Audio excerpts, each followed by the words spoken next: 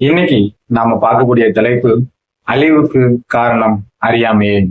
வேதம் இவ்வாறாக சொல்கிறது, உன்னை சந்திக்கும் காலத்தை நீ அறியாமல் போனபடியால் உன் சத்துருக்கள் உன்னை சூழ மதில் போட்டு உன்னை வளைத்து கொண்டு எப்பக்கத்திலும் உன்னை நெருக்கி.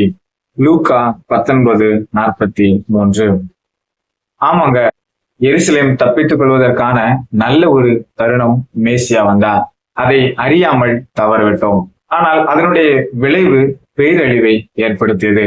ஆமாங்க, இதே போலதான் நாம் அறியாமல் செய்த தவறு நிமித்தமாக அநேக காரியங்கள் நம்மை விட்டு கடந்து செல்கிறது. ஒரு உண்மை சம்பவத்தை நாம பார்ப்போம்.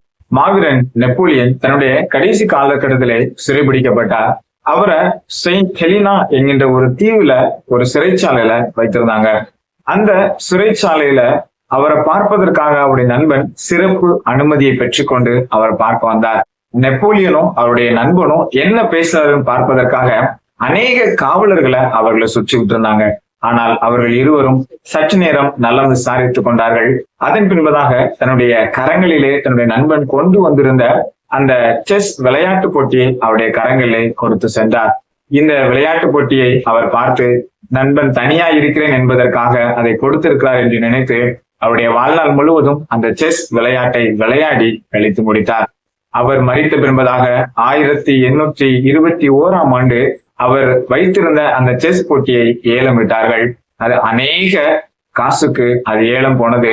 அதே போல அது அநேகருடைய கைகளிலே மாறி மாறி மாறி கடைசியாக அவருடைய கரங்களில் வந்து அந்த செஸ் போட்டியில் இருக்கின்ற ஒரு பட்டானை திருக்கிய உடனே அது கீழ்ப்பக்கமாக அந்த செஸ் போட்டி திறந்தது.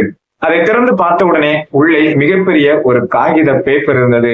அதை திறந்து பார்த்தால் செயின்ட் ஹெலினா என்கின்ற தீவில் இருக்கின்ற அந்த சிறைச்சாலையினுடைய ப்ளூ பிரிண்ட் அது உள்ளே இருந்தது.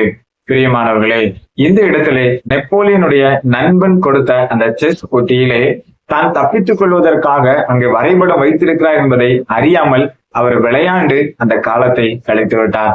அதே போலதாங்க நம்முடைய வாழ்க்கையிலும் வேதாகமம் என்கின்ற ஒரு புத்தகம் கொடுக்கப்பட்டிருக்கிறது. அந்த புத்தகத்தை நாம் அநேக சூழ்நிலையிலே உலக ஆசீர்வாதத்திற்காக, உலக செல்வத்திற்காக நாம் பயன்படுத்தி கொண்டிருக்கிறோம். அநேக நேரங்களே அது பரலோக ராஜ்யத்திற்கு செல்வதற்கான வழி அதற்குள்ளே இருக்கிறது என்பதை நாம் மறந்து விடுகிறோம்.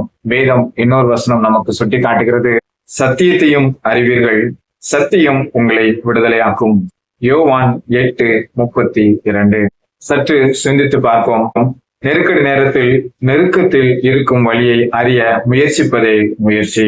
கர்த்தர் உங்களை ஆசீர்வதிப்பாராக. ஆமென்.